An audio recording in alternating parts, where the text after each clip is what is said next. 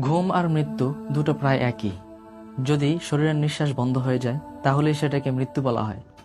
প্রিয় ভাইয়েরা, রাসূল সাল্লাল্লাহু আলাইহি সাল্লাম এশারের পরই ঘুমাতে পছন্দ করতেন এবং দুনিয়াবি বিভিন্ন কথাবার্তা থেকে তিনি বিরত থাকতেন।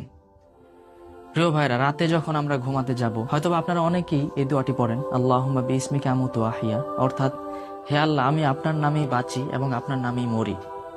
আমি যখন রাতে ঘুমাতে যাব তখন অবশ্যই এই চিন্তাটি করব যে আমার যাবতীয় যে গুনাহগুলো আছে, যে গুনাহগুলো আমি পূর্বে করেছি, আল্লাহ না করুক আমার কপালে যদি মৃত্যু লেখা থাকে যে আমি সকাল পর্যন্ত আর বেঁচে থাকবো না, তখন আমি কিভাবে এই পূর্বের গুনাহগুলো থেকে আল্লাহর কাছে পানা চাওয়ার সুযোগ তো আমার কাছে নেই।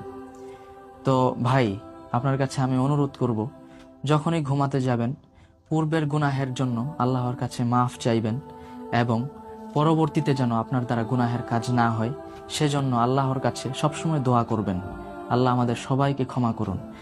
ঘুমাতে যাওয়ার পূর্বে সবসময় আল্লাহর কাছে ক্ষমা চাওয়ার এবং রাসূল সাল্লাল্লাহু আলাইহি সাল্লাম যে কথাগুলো বলেছেন সেগুলো মেনে চলার তৌফিক দান করুন। আমিন।